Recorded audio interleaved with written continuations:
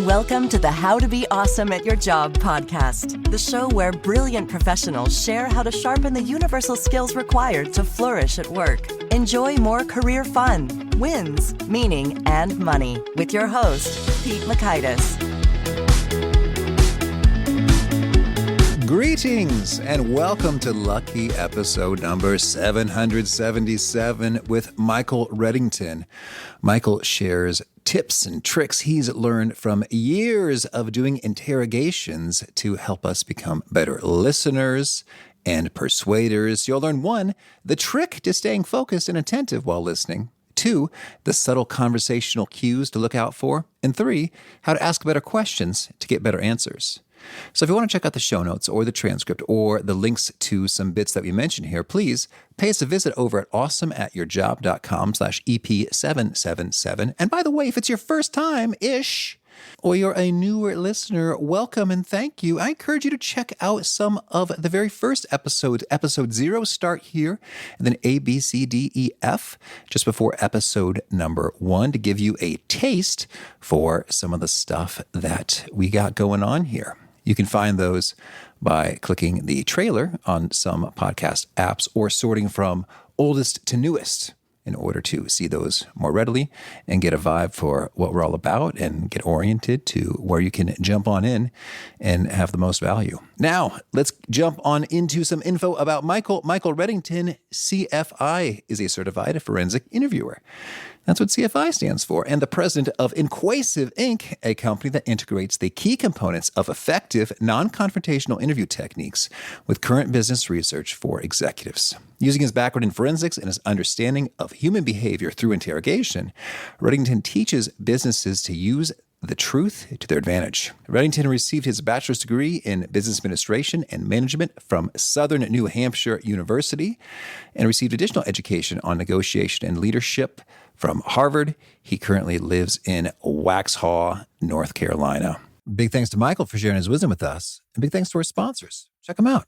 And big thanks to our sponsor, Acorns. Acorns makes it easy to start automatically saving and investing for your future. You don't need a lot of money or expertise to invest with Acorns. In fact, you can get started with just your spare change. Acorns recommends an expert-built portfolio that fits you and your money goals, then automatically invests your money for you. NerdWallet.com, whom I love on these sorts of matters, gives Acorns a whopping 4.7 stars and says, quote, if you want to make the most of your spare change, there's no better place to do that than Acorns. Head to acorns.com/awesome or download the Acorns app to start saving and investing for your future today. And we got a legal disclaimer here. It may not be representative of all clients. Tier 1 compensation provided. Compensation provides an incentive to positively promote Acorns. View important disclosures at acorns.com/awesome. Investing involves risk, including the loss of principal. Please consider your objectives, risk tolerance, and Acorns' fees before investing. Acorns Advisors LLC, Acorns, is an SEC-registered investment advisor. Brokerage services are provided to clients of Acorns by Acorns Securities LLC, member FINRA/SIPC. For more information, visit acorns.com.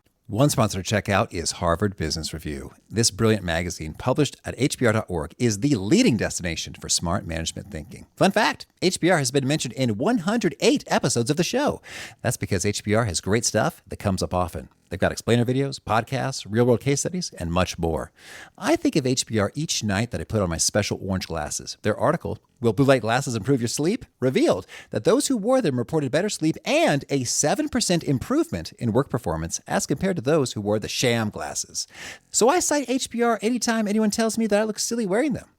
Now, much of HBR's content is available for free when you sign up at their site. Subscriptions that get you unlimited content cost $10 a month. If you visit hbr.org/subscriptions and enter the promo code AWESOME, you can save 10% off of that subscription. Again, to save 10% off of your HBR subscription, go to www.hbr.org/subscriptions and enter the promo code AWESOME. One sponsor to check out is Storyworth. Whenever I'm thinking about meaningful Father's Day gifts, Storyworth leaps to mind. Storyworth helps you preserve precious memories and stories from your father for years to come. Each week, Storyworth emails your loved ones a thought-provoking question that you get to help pick, such as, what's the bravest thing you've ever done? I personally love the prompt so much that I have refreshed Storyworth's questions page many times looking for more. Storyworth makes the writing process super quick and easy. All your loved one needs to do is respond to that email with a story, and then you get a quick copy of that And after a year of this fun, Storyworth compiles your loved one's stories and photos into a beautiful keepsake hardcover book that you'll be able to share and revisit for generations to come. Families love Storyworth so much, they've got 25,000 five-star reviews on Trustpilot and have millions of stories preserved. So give all the fathers in your life a unique, heartfelt gift they'll all cherish for years. Storyworth. Right now, you can save $10 on your first purchase when you go to storyworth.com/awesome. That's storyworth.com/awesome to save $10 on your first purchase. Now, here's Michael. Michael, welcome to How to Be Awesome at Your Job. Thank you for having me here, Pete. I appreciate it. Well, I'm excited to hear your wisdom associated with listening and interviewing. Well, could we start off with a riveting story about an interrogation that you did and what happened? Riveting story. So now I have to come up with extra drama to make sure we put into the retelling of it. I think the one that jumps first to mind for me was years ago. I was in the Midwest and I received a call from the owner of an organization that, it's no overstatement, was in a bit of desperate straits. As part of their operation, they sold firearms. And as part of an organization that sells firearms, you're subject to periodic audits from the federal government to make sure that you're doing everything you're supposed to and securing firearms the way you're supposed to. And as part of this unannounced federal audit, the auditors who were from the ATF found that 2 firearms were missing. Oh, wow. So the agents, I wasn't there. I can't speak for the techniques that they used. But they were unable with their initial efforts to learn who may have been responsible for taking those guns. So they passed it on to the local police, who were also unable to determine who was responsible for taking those guns. And the case languished, I believe, if I recall correctly, for 8 weeks. Oh, dear. That's kind of spooky. Yeah, for not knowing where these could be. And when you think about why those would be stolen, to oversimplify it, to either for money or to be used. Right. So, not that either is good, but we certainly don't want them to be used. So about 8 weeks had gone by. They reached out to my former company. I ended up having the conversation with them about potentially going out to handle it. So I flew out, met with the owner of the facility and reviewed the employees' HR files for a couple hours to then get up early the next morning and start the interviews. And I believe that I had a pretty good idea who was responsible. Interviewed some other employees who were able to give me some supportive information. And then when it came down to interview who was the gentleman who was the main suspect at that point, really from our standpoint, it's important to remember that he has no good reason to tell us the truth. He's already withheld it several times, could likely believe that he's going to get away with this or has already. He's got to know there's repercussions for this. So as we went through the conversation, the whole plan was to use a technique that he likely wasn't familiar with, which this might surprise people, was be nice and show respect and show empathy and not necessarily give the impression that it's totally cool to go out and steal guns if that's what you want to do, but at least show respect for him and his potential position in the situation. And thankfully it worked. So about 23 minutes into the conversation, I asked him, what's the most expensive item you ever took from this store? Because my thought was he honestly might admit to stealing something else before admitting to steal guns. So if that's what he wants to tell me, we'll start there. And he exhaled deep, looked down at his shoes, looked back up at me and said it was a gun. At that point, we were off to the races. So getting the admission to the 2 guns, it turned out to be the least difficult part of the process. As we were talking about the 2 guns, he told me that he had one, and told me exactly where it was in his house, but told me that he had sold another one. To your reaction earlier, I got to find that. I can't just say, okay, cool, thanks, and leave. So he was far more resistant to sharing the name of the person who he sold the firearm to than he was telling me that he had taken the 2 firearms. And the empathetic approach that eventually worked in order to get that information from him after a period of, it could have been 10 minutes or so of resistance where he didn't want to share the name, was illustrating to him, without using any names or pointing at anybody specifically, that if law enforcement are sent to recover a firearm and they are uncertain as to how that process might go, they might enter that building with one set of expectations, what could lead to a situation we'd all like to avoid. Considering how much we would care about anybody involved in that situation, the more we can level set the expectations going in, the more we can ensure that any type of recovery efforts doesn't go sideways. At that point, he decided not only to give me the name, but provide me with turn-by-turn directions, a work phone number and a cell phone number to this gentleman. So once we had all of that documented, we were able to turn him over to the police. I stayed in that town for the next 2 days because I was teaching a seminar. The schedule worked out perfect. And by the end of that week, I was able to confirm that both guns had been recovered and both gentlemen had been incarcerated. Okay. Well, happy ending. Well done. And so the magic was just being nice and sort of laying out the situation. I don't want to diminish your job, Michael, but it doesn't sound too hard. What's going on here? When we do a good job, it shouldn't look too hard. It shouldn't sound too hard. But to your point, that belies the preparation and the technique that's used. I don't want to use an analogy that goes too far, but oftentimes if you watch athletes on TV, it looks easy without realizing the hours of preparation that they've put in behind that. But to answer the first half of your question, yes, being nice to people is a core component. If we are asking somebody to share sensitive information under vulnerable circumstances, especially if that sensitive information leads to potential consequences, the single most important thing we need to do is communicate with them in a way where they avoid feeling embarrassed and they avoid feeling judged. Period. That is the most important thing we can do. If we can do that in a way that helps us build our credibility in the situation while allowing them to save face and, to steal a phrase, violates their expectation. In that situation, he was probably expecting another investigator to likely take a hard judgmental approach and try to corner him into feeling forced to admit. Well, he's going to have a prepared defense for that. So if I can go in being nice, not showing judgment, and allowing him to save face, yes, that's a core component. We like to often say, you will be surprised what people will tell you when you're nice. Okay. Well, so being nice, that's a great takeaway for work in all kinds of places. I'm curious, when there are, in terms of the conversations that occur at work, what are some of the key situations and scenarios you see are most applicable to using your toolkit here? Thank you for asking. Many.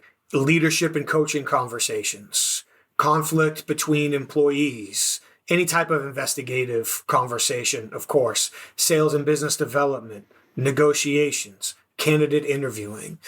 For most leaders at any level of an organization, from frontline managers all the way up the org chart, they spend a considerable amount of their day in conversations with people where their job is to, in some combination, acquire information and inspire a change in behavior. Anytime where we are communicating with people to obtain information in order to help us make a better decision and or change someone's behavior, obtain a commitment to action, these concepts apply. All right. Well, so we got a couple takeaways associated with being unpredictable, allowing them to save face, being kind. Any other particularly surprising discoveries you've made about listening and conversations over the course of many conversations and lots of research in your career? Yeah, I'll go with two off the top of my head. The first one is our internal monologue is likely the single most dangerous factor in our conversations. It's simply put, if you and I are talking, I can't have anything more important to say to myself than you have to say to yourself. So if you're talking to yourself at the same time I'm talking to you, you're not listening to me. And I don't blame you for that. That's naturally how our brains are wired. But unfortunately, in those situations, we trick ourselves into believing we listened because I'm picking up just enough on what somebody's saying that my brain automatically fills in the blanks and makes the assumption that I got the full message. As that's happening, I'm likely focusing on what I'm thinking, what I'm feeling, defending my positions, thinking about my emotions, how do I feel, or maybe I'm just completely checked out. So we have that. It's not a double-edged sword because both edges are negative. Not only am I missing out on your message, but I'm compounding that based on where my monologue is taking myself. So the importance of developing the ability to limit our internal monologue is one. Mm-hmm. The second that comes to mind right away is the concept that time is the enemy of empathy. Okay. Our brains can't multitask. So just like I can't multitask, I can't listen to myself while I'm listening to you. I also can't focus on the intelligence buried within your communication, the layers and the nuances that are so very important to helping me create unexpected value. If I'm focusing on the time, I need to be out of here in 5 minutes. I have another meeting in 10 minutes. When this conversation is over, I need to be somewhere else. I wish Pete would hurry up and get to the point so I can just say, as soon as I start prioritizing time, how quickly I need to end this conversation or how quickly I need to learn information, I'm now prioritizing time over value, and my ability to empathize, understand, and connect with somebody is going to drop precipitously. It sounds like it's your awareness of time. I suppose you could conceivably just set an alarm. If you only have half an hour, you set an alarm and then you just like forget about the clock entirely. And it's like, oh crap, well, that went beep. So I guess we're going to have to resume this a little later. That's one way. One of the focuses that I took from a career in interrogation, quick backstory without deviating too far. The majority of the conversations I facilitated in my investigative interviewing career were non-custodial, meaning people were not under arrest, they were not Mirandized, they were free to get up and go at any time. And if I, in any way, attempted to impede their ability to leave, I was putting myself and my company in serious legal jeopardy. So based on a rather nebulous Supreme Court ruling, we operated under the understanding that we had roughly 60 minutes to get the first indication of wrongdoing. And once we had that, we had a reasonable amount of time to wrap up. But if we had no evidence and not even a tacit admission within 60 minutes, we had to really start thinking about wrapping this up, transitioning, where do we go next? So if I sat down in any interrogation and thought to myself, I've got 60 minutes. And in my head, I'm thinking 59, 58, 57, all the way down. Now, because I'm focusing on the time, I'm more likely to rush and make mistakes. Now, if I understand that I've got 60 minutes, that means I have this window, this time frame to use to my advantage. So one of the things that we preach is allow the conversation to come to you. Because if we're not listening, we're not learning. And if we're not learning, we're probably not uncovering any paths to uncover this hidden value. So when we let the conversation come to us, really what we're doing is, well, in order to do that well, I should go back and say, we really need to understand clearly going into the conversation, what are our goals? If I know where I want this conversation to end, it really doesn't matter where you started.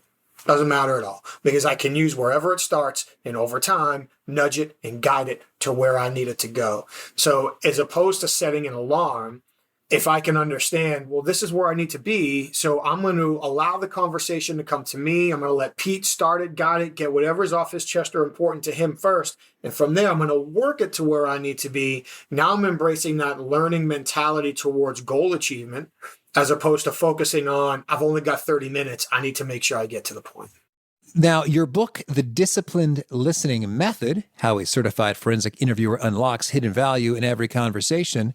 Let's hear the big idea behind the book, sort of like the core message or thesis. And what do you mean by hidden value specifically?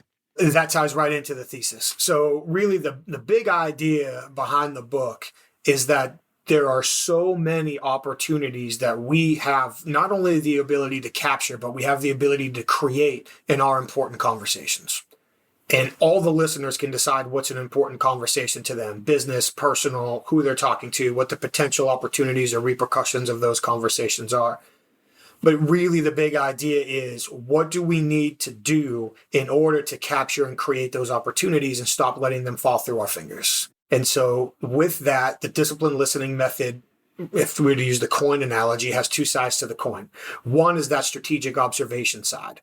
How do I really evolve my ability as an observer to pick up on all the nuances of what's happening in front of me, understand what I'm experiencing internally, and work through that in a goal-achieved mindset framework?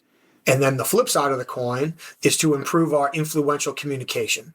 How do I communicate? How do I ask questions in a way that are more likely, as we mentioned earlier, to help people save face and increase their comfort level in sharing sensitive information with us, so we gather more intelligence, we make better decisions, we achieve better outcomes, we solidify better relationships.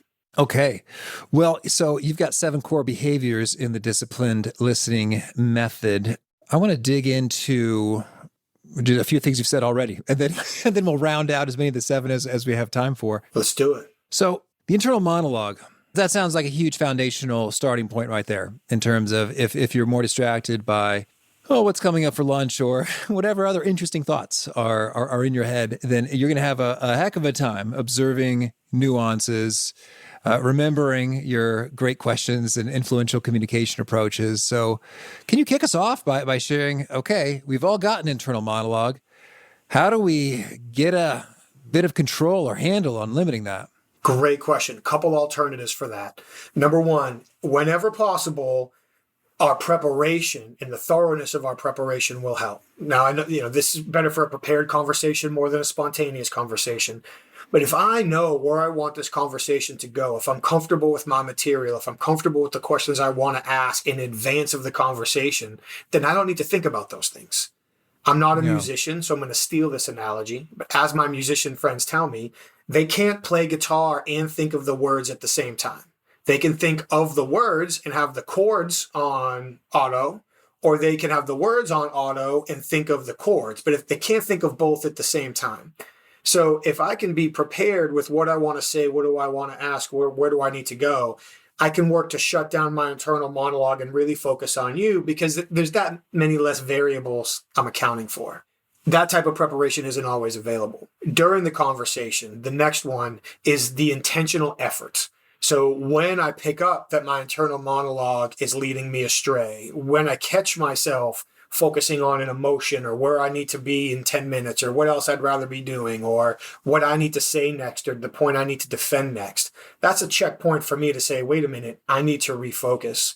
The third one is the one that I have found to be most helpful. More often than not, our internal monologue has an emotional component. And when our emotions change, we generally get a physiological indication that our emotions are changing before we realize it in our mind. Oh no, my emotions are shifting.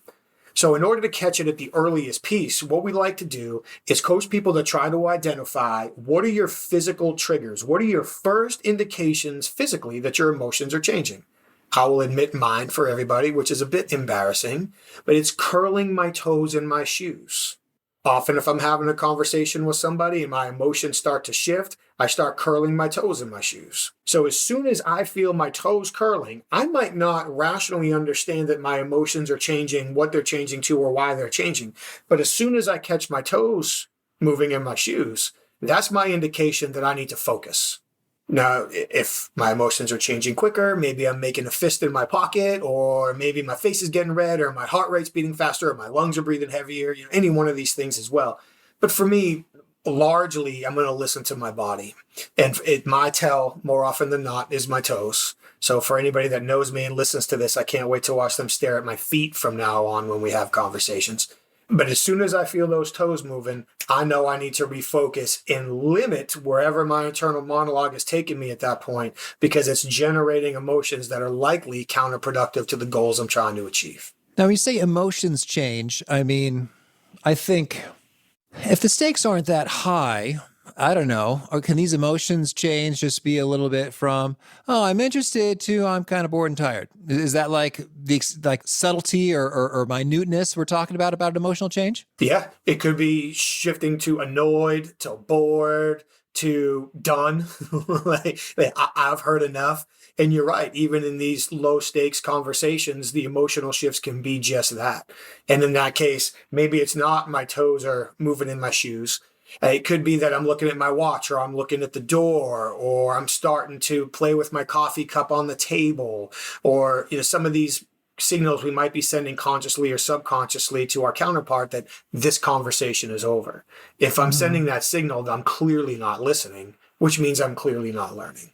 Okay. Well, and so then you said a few times that you observe something in yourself and that's your cue to refocus. Yes, sir. So now, can we get very precise and granular and specific about what does refocusing consist of?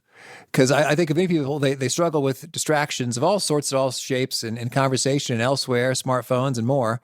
So to refocus for many is easier said than done. How does one refocus?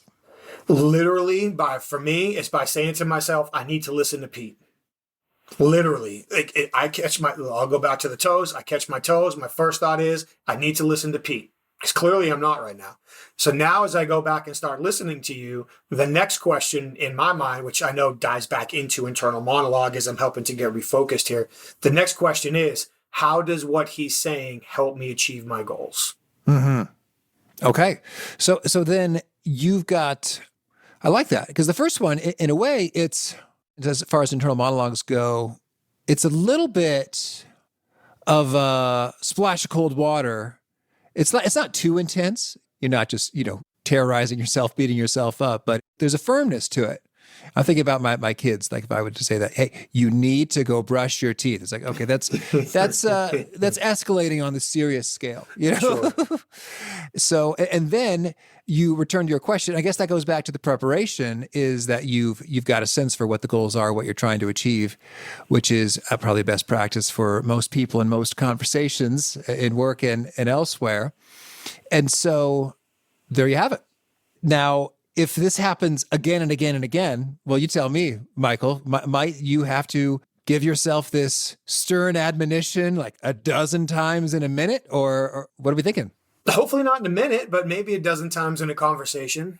One of the things, especially for leaders, again, at any level in the organization, and it's true for parents as well, coaches, youth sports, whatever it is, that anytime we feel like we have a level of expertise in a situation, that level of expertise can hurt us as much as it can help us.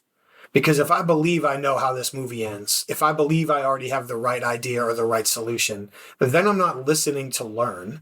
I'm listening for the first opportunity I have to convey how smart I am, what my idea has, or to wrap this conversation up as soon as possible.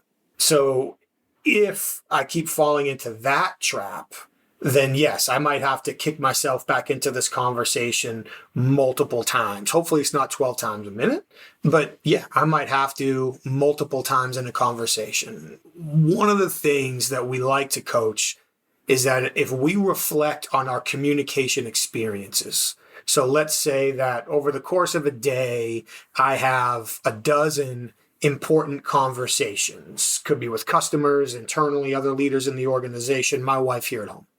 And as I reflect on my day before I go to bed, I think to myself, 10 of those conversations really felt like my counterparts were engaged and had a pretty good idea of where I was coming from, what I was saying. 2 of them didn't.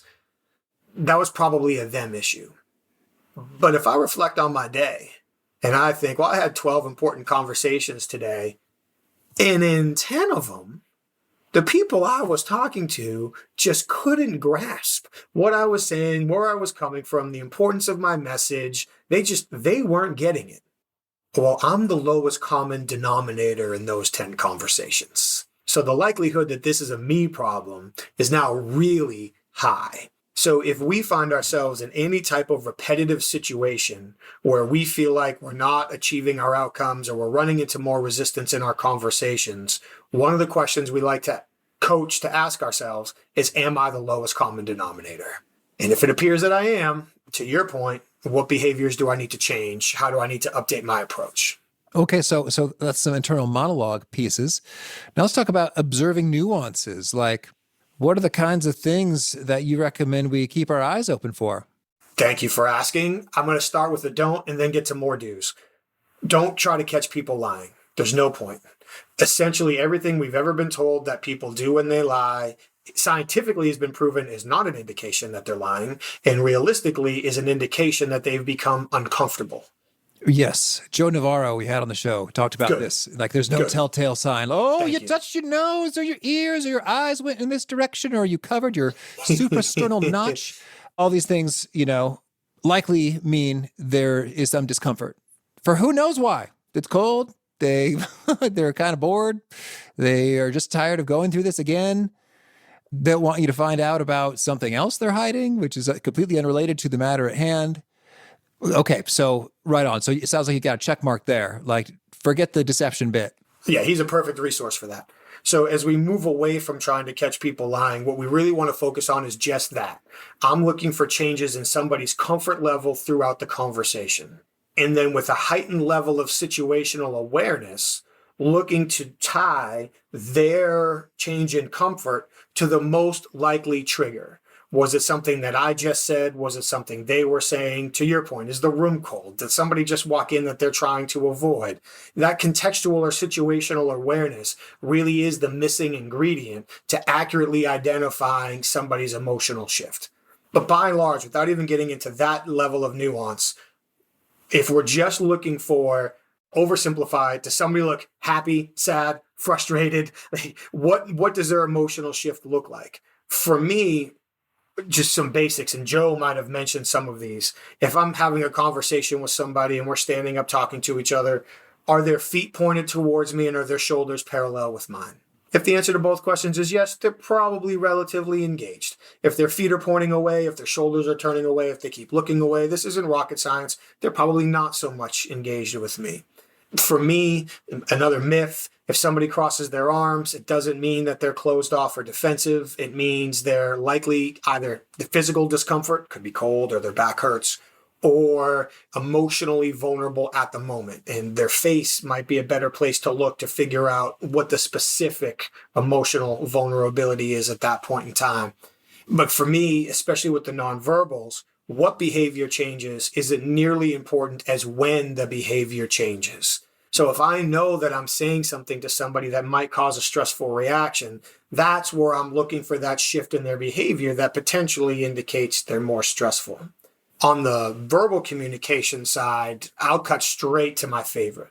My absolute favorite thing to observe for when somebody is communicating to me is if they start saying a word, cut themselves off in the middle of the word, and replace it with a different word in the same sentence. Okay.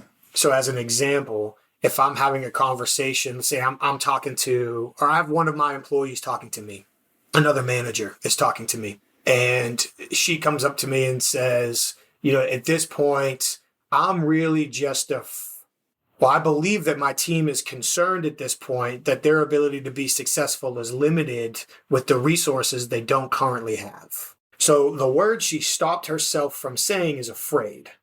So now when I hear her cut that word off, talk about intelligence, I can now be reasonably confident that she is afraid, that she doesn't want me to know that she's afraid, that she is now using how her team feels in this situation as a way to likely save face and communicate how she feels in this situation.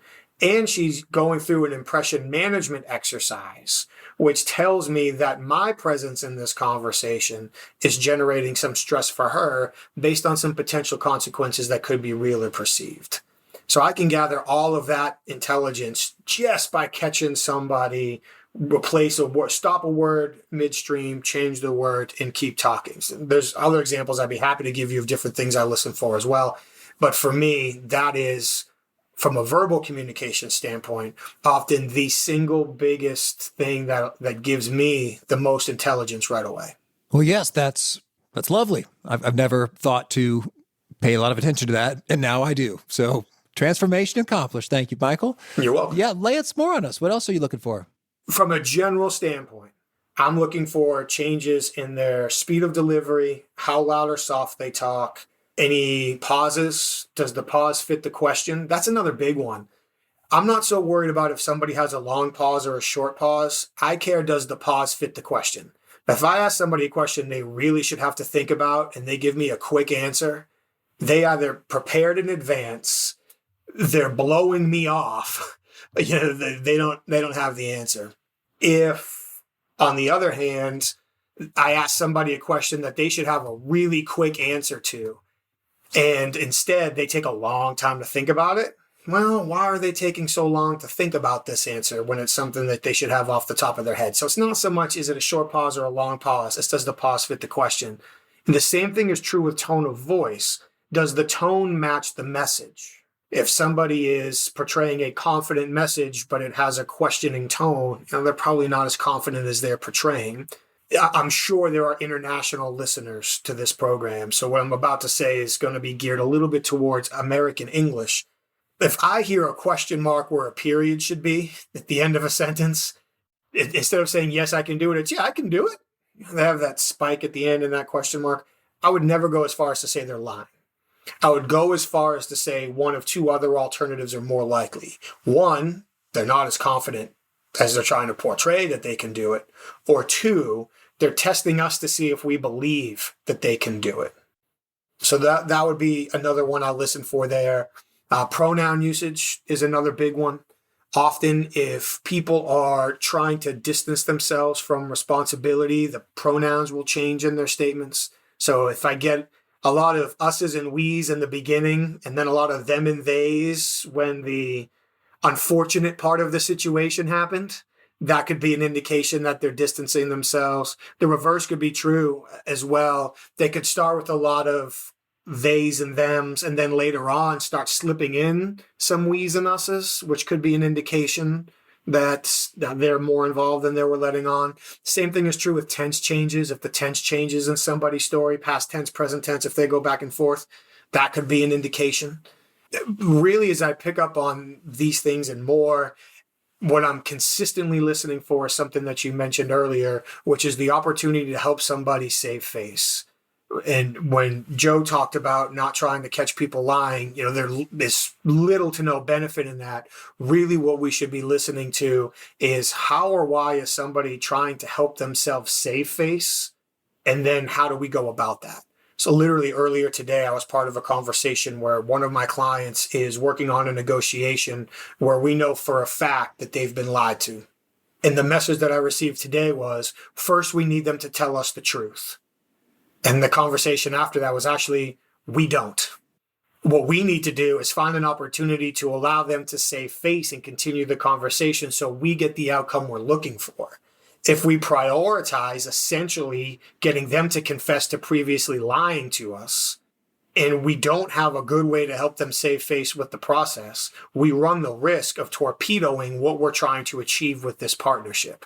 So instead of being focused on righting this moral wrong we've been lied to, let's just accept that we know that it's happened. It's unfortunate. We wish we didn't. It doesn't say a lot about the other side. But what's the intelligence within that lie? And how do we now help them save face moving forward to get what we want? So those safe face saving opportunities are really what we're often observing for. All right. Well, now when we are doing the influential communication, any key tips you'd recommend there? For sure. And it all lies in with the concept of helping people save face. We should be going out of our way, literally, regardless of the specific technique. If we start by just thinking at the end of this conversation, I'll just say Pete for purposes of this, I don't want Pete to feel embarrassed or judged. If I just start there, I'll be in great shape. I don't want you to feel embarrassed or judged. We like to say, illustrate before you investigate. So what I want to do is I want to show some illustration of my understanding of your situation, which often, and quite surprisingly, will give people an excuse to answer the question and save face. So a common example, especially in the workplace, is somebody committed to getting something done and they're not going to have it done on time. Well, if I was to approach you and say, Pete, where are you on this? Are you going to have it done on time? You have two choices. One, you can lie to me and say yes to save face and hope for the best. Or two, you can come up with some excuse as to why it's not done yet as you try to save face and maybe get some extra help. So I'm literally going to start there. Instead of just coming up and saying, hey, Pete, where are you on this project? Are you going to be done by Friday? Now I want to approach you and say, hey, Pete, how's it going? I know we've had a lot of things added to our plate that we didn't plan on, trying to help the marketing team, the customer change their expectations. Even our family life has been crazy. We've tried to balance remote work and coming into the office. So with all of these things that we've been dealing with, considering how important this project is, Pete, let me ask you, if I had to reallocate resources in order to help make sure this gets done on time, what would be the most valuable thing I could do for you to make sure this project gets done on time by Friday? Yeah, you're right. I've got so many openings there. And then if it's really, really under control, it's like, yeah, I don't really need anything, but I really appreciate you asking. It's like, okay, you can feel very confident that that's pretty darn truthful because you gave him every opening. 100%. And you're not offended by it. So you're like, no, man, appreciate it. I'm good. But if you really do need help, now there are any number of ways to save face. Thank you for asking if this help was available or that help was available. And now, if any listeners are thinking, well, what if I don't want to give him help? You're not obligated to at this point. We've given him an excuse to talk about where he is. Now, if in this situation you and I can have a conversation, figure out how far behind you are, if there's a way that you can get it back on track yourself, great. If not, well, depending on how important this project is, I might be reallocating some assets and changing some schedules to make sure it gets done on time. So that would be another example of really focusing on the goal, successful completion of the project when I think about asking the question. Mm-hmm. Lovely. Anything else in terms of questions you love asking, or phrases, scripts, verbiage that is just so helpful again and again? Yeah, I'll give you a couple. My favorite way to phrase a question is please walk me through. When we say to somebody, please walk me through, I'm suggesting that my expectation is both chronological order and detail. So generally, that makes it easier for me to determine when a story is either out of chronological order and or missing detail. Because of the way that I suggested the question is answered, it makes it easier for me to figure out where potential opportunities for follow-up are within the story. Along the same lines, please don't ever ask somebody, can you remember or do you recall? We can't prove it. They know that. So they're going to give us the yes or no, whichever is face-saving for them. And we could get stuck holding the bag if it's not true later on. So it's not a perfect replacement, but I like to replace that with please take me back to. At least now I'm forcing their brain to kick off a little bit. It's giving me more of a behavioral read as they think of their answer. They might still say, I can't remember, but at least I'm giving myself a fighting chance. And then for me, if I am giving an illustration and I'm trying to learn information from somebody and I'm trying to help them feel more comfortable sharing additional information with me, the closest thing I have to a silver bullet is the phrase, please correct me where I'm wrong, which is significantly different from please correct me if I'm wrong. If I was to say, please correct me if I'm wrong, that comes across arrogant and assumptive, and you probably just checked out. But especially if I'm talking to somebody who emotionally, morally, based on position or rank or expertise, feels like they're superior to me in a conversation, there's a reasonable chance that they would love an opportunity to correct me. So if I preface an illustration by saying, Pete, I'd like to take a second just to make sure that I'm tracking in the right direction. So please correct me where I go wrong. I would appreciate that. Now I almost certainly have a higher level of your attention because I've asked you to do the one thing you want to do. So you're probably more focused. Now, as I go through my illustration, when I'm done, I'm literally going to stop. And now I'm going to give you the opportunity to respond. If my observation is on track, you're more than likely to say either you're right or you're not wrong. In either situation, I have just increased the perception of my credibility, level set this conversation, and now earn the opportunity to continue asking questions, which I might not need to because you may be so inspired by hearing that illustration and affirming that I'm correct that you start filling in the blanks. That also works when we miss. Now, I would never coach somebody to miss intentionally. Anytime we risk coming across inauthentic or lying or insincere, there's ripple effects there we don't even want to deal with. But if I give this a legitimate shot and I just miss, and instead of saying you're right, you come back with close, my job is to be patient. Because I'm willing to bet after you say close, you are going to explain to me what I missed because I asked you to correct me. So in your explanation of what I missed or how I didn't quite get it or what I don't know or wasn't thinking, I am now gathering a significant amount of intelligence without ever having to ask for it. So I don't risk creating question fatigue because I'm asking too many questions, and you're happier to share the information with me because you feel like it was your idea and it wasn't forced upon you. All right. Beautiful. Thank you. Well, now let's hear about a few of your favorite things. Could you start us off with a favorite quote, something you find inspiring?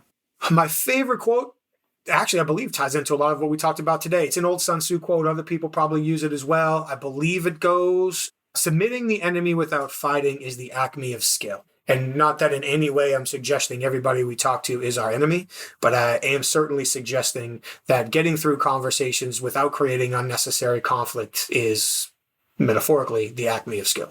All right. And a favorite study or experiment or bit of research? A quote 3, and it comes down to first impressions, and it really level sets how I interact with people.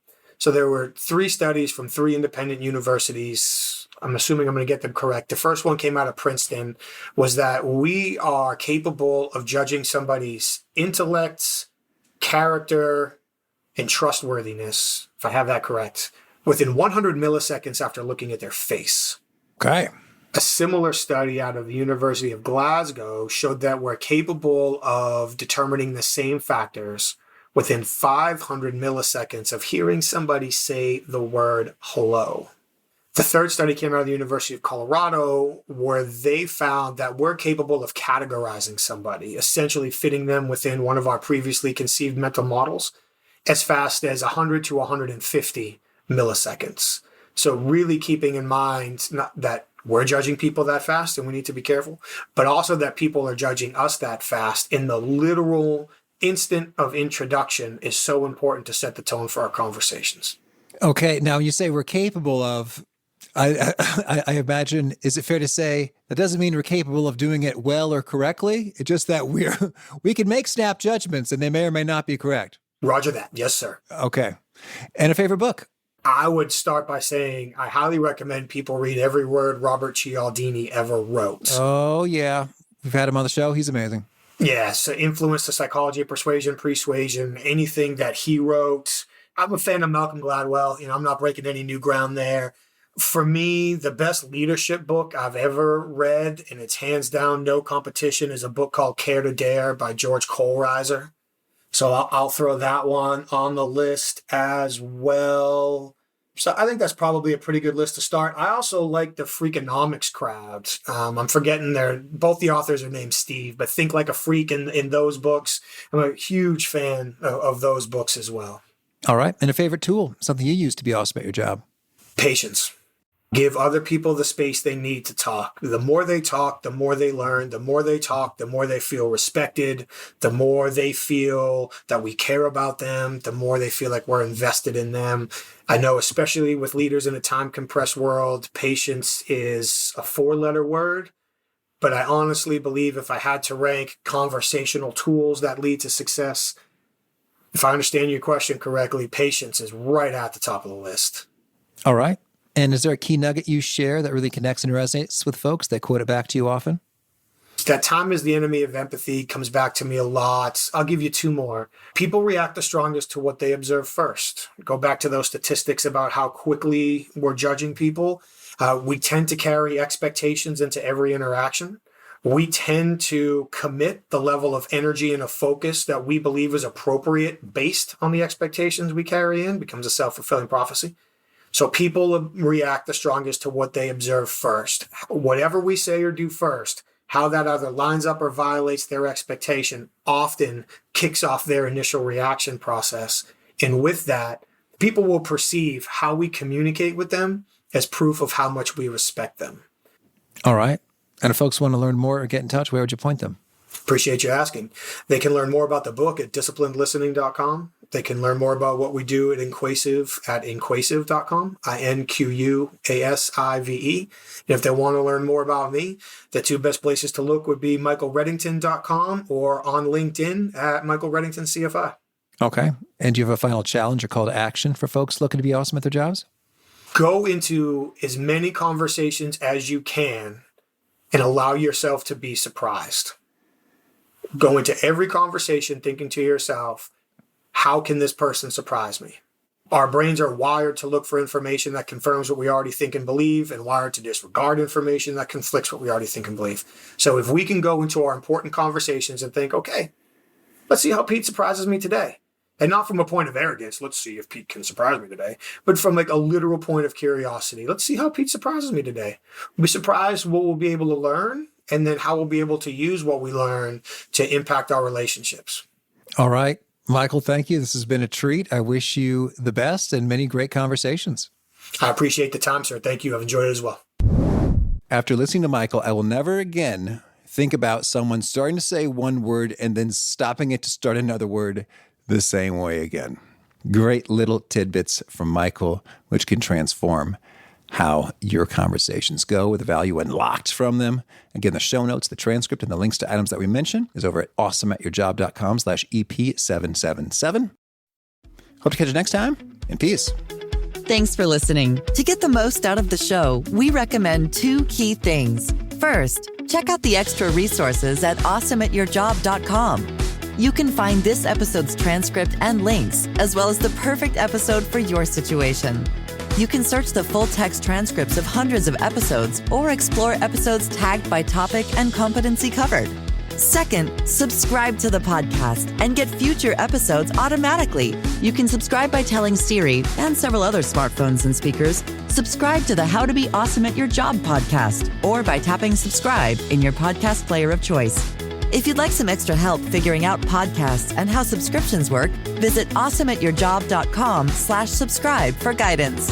Hope to catch you on the next episode of How to Be Awesome at Your Job.